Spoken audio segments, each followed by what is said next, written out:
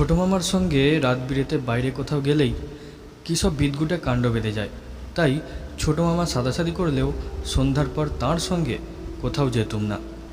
সে কলকাতায় যাত্রা দেখতেই হোক কি মেলা দেখতেই হোক।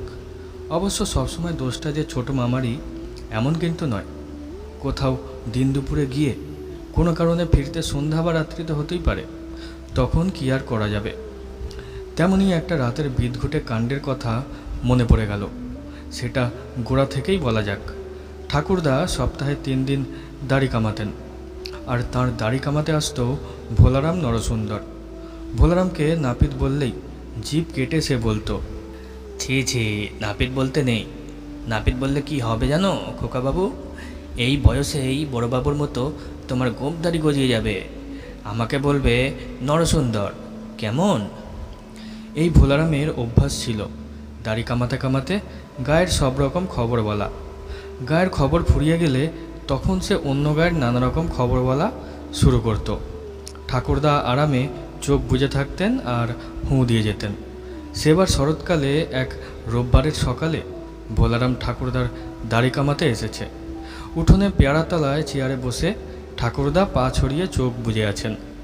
ভোলারাম অভ্যাস মতো ঠাকুরদার গালে সাবান মাখাতে মাখাতে বকবক করে চলেছে। দাড়ি কামানো হয়ে গেলে সে ঠাকুরদার গোঁফ ছাঁচতে কাঁচি বের করল। তার খবরের এইখানটায় ছিল সিঙ্গি মশাইয়ের ঠাকুরনদিঘির মাছ। জেলেরা জালে একটা 10 কেজি মাছ তুলেছিল। মাছটার লেজের কাছে নাকি সিঙ্গি মশাইয়ের নাম লেখা। গাঁ শুদ্ধ লোক ভিড় করে দেখতে গিয়েছিল। এবার মাছের কথায় আরও কত খবর এসে গেল। গোঁফ ছাঁটা হয়ে গেলে আয়নার গোঁফ দেখতে দেখতে ঠাকুরদা বললেন, হ্যাঁ হ্যাঁ ভোলারাম, এত রকম মাছের খবর তো দিচ্ছ, কিন্তু আজকাল আগের মতো বড় বড় খয়রা মাছ দেখি না কেন? বড় খয়রা কেন, ছোট খয়রারও পাত্তা নেই। বলরাম বলল, কি যে বলেন বড়বাবু, খয়রার পাত্তা থাকবে না কেন? আর ছোট খয়রা কি বলছেন? এই হাতের মতো বড় বড় জ্যান্ত খয়রা বিক্রি হচ্ছে দোমোহানির হাটে। বিল ভাসানো জল টেনে নিচ্ছে মৌরি নদী, আর নদীর মুখে জাল পেতে বসে আছে জেলেরা। পেল্লায় সাইজের খয়রা জালে উঠছে, দেখলে চোখ জ্বলে যাবে বড়বাবু। ঠাকুরদা চেয়ারে সোজা হয়ে বসে বললেন, বলো কি? হ্যাঁ, শুনেছি দোমোহানিতে হাট বসে বিকেলবেলায়। 3 মাইল মেঠো রাস্তায় পায়ে হেঁটে তোমার পেল্লাই সাইজের খয়রা আনতে যাবে কে? ছোট মামা সবে তখন বাড়ি ঢুকছিলেন। তাকে দেখিয়ে ভোলারাম বলল, ওই তো নান্টুবাবুকে পাঠিয়ে দিলেই হলো। দুপুরে খেয়ে দিয়ে বেরিয়ে যাবেন, পরন্ত বেলায় বিল থেকে মাছ আসতে শুরু করবে। সস্তার 3 অবস্থা বলে কথা আছে না? 10 টাকা কেজি দর হাঁকতে হাঁকতে মেছুনি মাছেরা শেষ অবধি 5 টাকায় দর নামাবে। অত খদ্দের কোথা? ছোট মামার ডাকনাম নান্টু আর আমার ডাকনাম পুটু। ঠাকুরদার হুকুম না মেনে উপায় নেই। ছোট মামা মুখ বেজার করে ঘরে ঢুকলেন। বিকেলে স্কুলের মাঠে ক্রিকেটের টুর্নামেন্ট। আমিও মনমরা হয়ে গেলুম। একা একা কি খেলা দেখতে ভালো লাগে? ভোলারাম নরসুন্দর ছুরি কাঁচি নরুন গুটিয়ে ছোট্ট বাক্সতে ভরে আমার দিকে তাকালো। চোখ নাচিয়ে সে বলল, পুটুবাবু, তুমিও মামার সঙ্গে যেও। দোমোহানির হাটতলায় ম্যাজিক বাজির তাঁবু এসেছে। কাটামুন্ডুর খেলা দেখলে তুমি একেবারে অবাক হয়ে যাবে। হ্যাঁ গো পুটুবাবু, 2 চোখের দিব্যি। আমি নিজে গিয়ে দেখে এসেছি, কাটামুন্ডু কথা বলছে। ঠাকুরদা সাই দিয়ে বললেন, বাহ, এখন তো পুজোর ছুটি। পুটো, নাট্যর সঙ্গে দোমোহানি গিয়ে ম্যাজিক দেখে এসো, আমি বাড়তি টাকা দেব। পাড়াগাঁয়ের ছেলেদের পায়ে হাঁটার অভ্যেস তখনও ছিল। এদিকের লোকে দূরত্ব মাপতে কিলোমিটার বলতো না, কিলোগ্রাম বা কেজি অবশ্য চালু হয়েছিল, কিন্তু মাইল বা ক্রোশ কথাটা চালু ছিল। 3 মাইল মানে 1.5 ক্রোশ। মাটির রাস্তা শরৎকালে মোটামুটি শুকিয়ে খটখটে হয়েছে, তবে কোথাও কোথাও একটু কাদা আছে। দুধারে আদিগন্ত ধান ক্ষেত, কখনো গাছপালার জটলা বা ঝোপঝাড়। দোমোহানির হাটতলায় পৌঁছে দেখি সত্যি ম্যাজিকের তাঁবু বসেছে। একটু পরেই মাইকে গান বাজনা শুরু হয়ে গেল। মনটা নেচে উঠল। খয়রা মাছ কিনেই ম্যাজিকের টিকিট কাটতে বললুম ছোট মামাকে। ছোট মামা যেখানে মাছ বিক্রি হচ্ছিল সেখানে গেলেন। হাটে বড্ড ভিড়। ছোট মামার কোমরের কাছে শার্টটা আঁকড়ে ধরেছিলাম, পাছে হারিয়ে যাই। একটু পরে দেখলুম ভোলারাম মিথ্যা বলেনি। খয়রা মাছগুলো তার হাতের মতো বড় না হলেও আমার হাতের মতো সাইজ। দরাদরি করে ছোটো মামা 7 টাকায় 1 কেজি খয়রা কিনে থলেই ভরলেন। তারপর ভিড়ের বাইরে গিয়ে তিনি বললেন, বুঝলি পুটু, দর আরও কমবে, কিন্তু আমারও যে কাটামুন্ডুর খেলা দেখতে ইচ্ছে করছে। ওই শোন কি বলছে ম্যাজিশিয়ান। কালো প্যান্ট কোট শার্ট আর মাথায় টুপি পরা একটা লোক গেটের পাশে অঙ্গভঙ্গি করে চেঁচাচ্ছিল, আরম্ভ আরম্ভ, এক্ষুনি আরম্ভ হয়ে যাবে, আরম্ভ। আরম্ভকে আরম্ভ বলায় খুব মজা পাচ্ছিলাম। বললুম, চলুন ছোটো মামা, এখনই টিকিট কিনে সামনের সিটে বসে পড়ি, দেরি করলে পিছনে বসতে হবে। ঠিক বলেছিস পুটু, বলে ছোটো মামা মাছের থলেটা সাবধানে একটু গুটিয়ে নিয়ে 2টো টিকিট কাটলেন। তারপর আমাকে এক হাতে টেনে তাঁবুতে ঢুকলেন। ভিতরে ঢুকে নিরাশ হলুম, কোনো চেয়ার বেঞ্চ নেই। মেঝে শতরঞ্চি পাতা আছে, কিন্তু ততক্ষণে সামনের দিকটা লোকেরা ঠাসাঠাসি করে বসেছে। ছোটো মামা বিরক্ত হয়ে বললেন, কোনো মানে হয়? তোর না হয় হাফ প্যান্ট তুল, আমার যে ফুল প্যান্ট। শোন, এই পিছনেই দাঁড়িয়ে দাঁড়িয়ে কাটামুন্ডুর খেলা দেখব। বাইরে সেই লোকটা যাকে ম্যাজিশিয়ান ভেবেছিল, সে এবার চেঁচাচ্ছে, কাটামুন্ডু কাটামুন্ডু কথা বলবে, আরম্ভ। ভিড় ক্রমশ বাড়ছিল। ছোটো মামা আর আমার পিঠ তখন তাঁবুর কাপড়ে ঠেকেছে। এতক্ষণে স্টেজের পর্দা উঠল। তারপর দেখি আমি ম্যাজিশিয়ানকে ঠিকই চিনতে পেরেছিলাম। সে কোন পথে স্টেজে এসে দাঁড়িয়েছে ভেবে পেলুম না। সে বলল, আমি প্রফেসর বাঙ্কারাম হাঁটি, আমি বাগে পেলেই লোকের মাথা কাটি। সবাই হেসে উঠল। সে বেশ মিল দিয়ে কথা বলছিল, আমিও হেসে অস্থির হচ্ছিলাম। দেখলুম ছোটো মামাও খুব হাসছেন। প্রথমে কয়েকটা আশ্চর্য ম্যাজিক দেখানোর পর ম্যাজিশিয়ান বলল, এবার আমি সেরা খেলাটা দেখাবো, কাটামুন্ডুর খেলা। কাটামুন্ডুর গলায় দেখবেন চাপ চাপ রক্ত। খোকা কুকুরা, ভয় পেলে চোখ বুজে থেকো, ভয় পেয়ে কান্নাকাটি করলেই খেলা পণ্ড হয়ে যাবে। এবার 2টো লোক একটা টেবিলের মতো জিনিস স্টেজে আনলো। জিনিসটার চারিদিকে কালো কাপড়ে ঘেরা। ম্যাজিশিয়ান বলল, তাহলে কাটামুন্ডুর খেলা শুরু করি, 1 2 3। অমনি দেখি ওপরের অংশে কালো কাপড় পর্দার মতো গুটিয়ে গেল। তারপর যা দেখলুম, আঁতকে উঠে ছোটো মামাকে আঁকড়ে ধরলুম। টেবিলের উপর একটা মানুষের মুন্ডু, গলার কাছে চাপ চাপ রক্ত, কিন্তু মুন্ডুটা দিব্যি হাসছে, চোখ নাচাচ্ছে। এ তো ভারী অদ্ভুত। ম্যাজিশিয়ান বলল, এই কাটামুন্ডু, তোর নাম কি? কাটামুন্ডু বিদঘুটা গলায় বলল, ঘাংঘারাম। ভালো করে বল। বললুম তো, ঘাংঘারাম।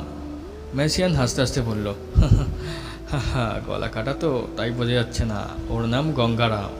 আচ্ছা বাবা গঙ্গারাম, তোর বাড়ি কোথায়? কাটিহার।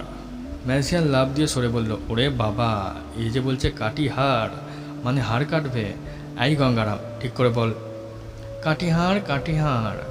ম্যাজিশিয়ান কান পেতে শোনার ভঙ্গি করার পর হাসলো, কাটিহার বলছে, বিহার কাটিহার আছে না, সেই কাটিহার।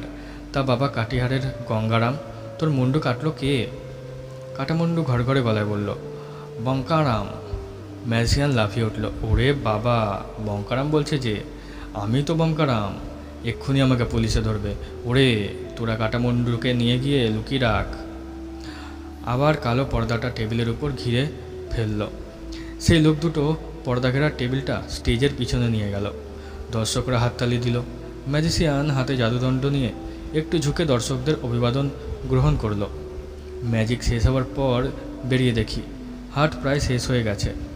মেচু মেচুনিরা পিদিম জেলে তখনও মাছ নিয়ে বসে আছে। গ্যাসবাতি জেলে বসে আছে কিছু পশারি। ম্যাজিক দেখা লোকগুলো ছড়িয়ে পড়ল কে কোথায় কে জানে। তবে মেচু মেচুনিদের দিকে আবার ভিড় দেখলুম। ছোটো মামা বললেন, একটু ভুল হয়ে গেছে বুঝলি পুটু। কি ভুল ছোটো মামা? এখন খয়রা মাছ কিনলে সস্তায় পেতুম। যাকে যা হবার হয়ে গেছে, এখন আর ও নিয়ে ভেবে লাভ নেই। কিন্তু বলেই ছোটো মামা থমকে দাঁড়ালেন। জিজ্ঞেস করলুম, কি হলো ছোটো মামা? আর একটা ভুল করে বসে আছি রে পুটু, টর্চ আনি নিজে। এতক্ষণে আমিও একটু ভাবনায় পড়ে গেলুম। ছোটো মামার সঙ্গে রাত বিরেতে গেলেই কী সব বিদঘুটা কাণ্ড হয়, এতক্ষণ মনে ছিল না। ছোটো মামা বললেন, চাঁদ উঠতে দেরি আছে, অতক্ষণ অপেক্ষা করলে তোর ঠাকুরদার পাতে রাত্রিবেলা এই খয়রা মাছ পড়বে না। বরং এক কাজ করা যাক। হাটে দেখছিলুম একটা লোক বেটের ছড়ি বিক্রি করছে, আয় তো দেখি। একটা ছড়ি টড়ি সঙ্গে থাকলে সাহস বাড়বে, বুঝলি পুটু। মাত্র 2 টাকায় একটা বেতের ছুরি পাওয়া গেল। ছাতার মাটের মতো বাঁকানো হাতল আছে। ছুরিটা বগল দাবা করে মাছ ভর্তি থলে ঝুলিয়ে ছোটো মামা হাঁটতে থাকলেন। আমি তার কাজ ঘেঁষে হাঁটছিলাম। কিছুক্ষণ চলার পর অন্ধকার স্বচ্ছ মনে হলো। শরৎকালের আকাশে নক্ষত্ররা উজ্জ্বল হয়। ছোটো মামা একটু হেসে বললেন, বুঝলি পুটু, ঠিক এমনি একটি ছুরি সিঙ্গিমশাইয়ের আছে, দেখিস নি তুই? বললাম, সিঙ্গিমশাই সবসময় ছুরি হাতে নিয়ে হাঁটেন কেন ছোটো মামা? ওটা স্টাইল, বুঝলি পুটু। সব মানুষ বুড়ো হলেই ছুরি নিয়ে হাঁটে না। তো ঠাকুরদা তো বুড়ো মানুষ, তার হাতে ছুরি দেখেছিস? না ছোটো মামা। তাহলেই বুঝে দেখ পুটু, সিঙ্গিমশাইয়ের ছুরি হাতে হাঁটাটা আসলে স্টাইল। আমিও সেই রকম স্টাইলে হাঁটছি দেখ। বলে ছোটো মামা বাঁ হাতের মাছের থলে নিয়ে ডান হাতে ছুরির হাতল ধরে অবিকল সিঙ্গিমশাইয়ের মতো মাটিতে ছুরির ডগা ঠেকালেন। তারপর হাঁটতে শুরু করলেন। একটু পরে দেখি ছোটো মামা মাটির রাস্তায় জোরে হাঁটতে শুরু করেছেন। আমি দৌড়ে তার নাগাল পাচ্ছি না। রাগ করে চেঁচিয়ে বললুম, ছোটো মামা অত জোরে হাঁটছেন কেন? ছোটো মামা সামনের দিক থেকে কেন যেন কাঁপা কাঁপা গলায় বললেন, আমি কি জোরে হাঁটছি রে পুটু? ছড়িটা আমাকে হাঁটাচ্ছে, মানে ছড়িটা টেনে নিয়ে যাচ্ছে আমাকে। এই ছড়ি, আস্তে আস্তে। আমি যথাসাধ্য দৌড়ে গিয়ে বললুম, ছোটো মামা আমি দৌড়তে পারছি না। ওরে পুটু, ছড়িটা সর্বনাশ। এই ব্যাটার ছেলে, রাস্তা ছেড়ে এদিকে কোথায় নিয়ে যাচ্ছিস? বলে ছোটো মামা চেঁচাতে থাকলেন, পুটু পুটু, আমাকে ছড়িটা ধান ক্ষেতের আলে টেনে নিয়ে যাচ্ছে রে। ততক্ষণে পিছনে চাঁদ উঁকি দিয়েছে আবছা। জ্যোৎস্নায় দেখলুম ছোটো মামা বাঁ দিকের ধান ক্ষেতের মধ্যে দিয়ে চলেছেন। চেঁচিয়ে বললুম, ছোটো মামা ছড়িটা ফেলে দিচ্ছেন না কেন? এক্ষুনি ছড়িটা ফেলে দিন।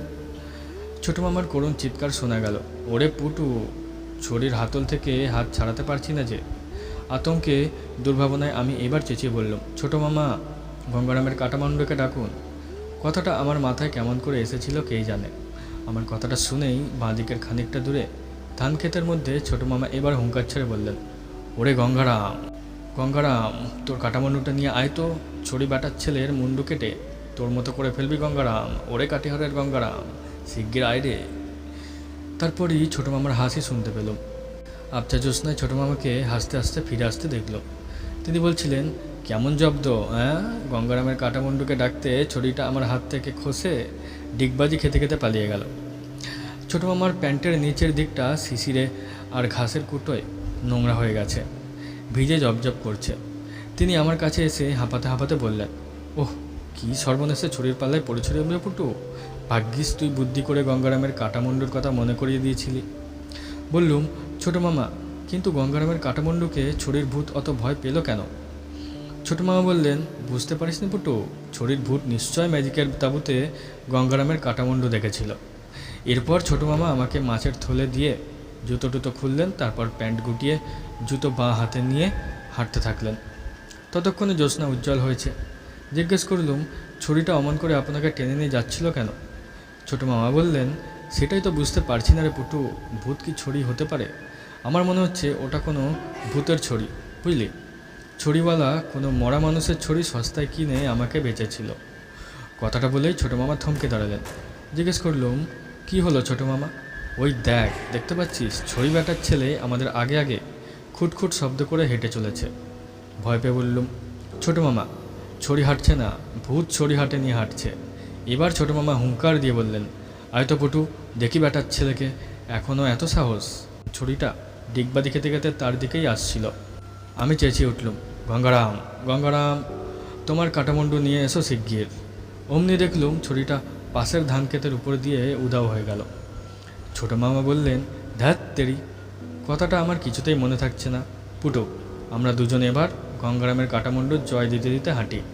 বলেই ছোটো মামা স্লোগানের সুরে হাঁকলেন, গঙ্গারামের কাটামুন্ডু কি জয়, গঙ্গারামের কাটামুন্ডু অমর রহে, গঙ্গারামের কাটামুন্ডু জিতা রাহে, কাটিহারের গঙ্গারাম কি জয়। বাড়ি ঢোকার মুখে ছোটো মামা মুচকি হেসে বলেছিলেন, ভাগ্যিস ছড়ির ভূতটা প্রফেসর বঙ্করামের ম্যাজিক দেখতে ঢুকেছিল, নইলে তো ঠাকুরদার খয়রা মাছ আর খাওয়া হতো না। কাটামুন্ডু দেখে ভূতটাও ভয় পেয়েছিল, কিন্তু ম্যাজিক দেখতে আমরা না ঢুকলে আমাদের দুজনের অবস্থা কী হতো সেটা আর ছোটো মামাকে বলিনি।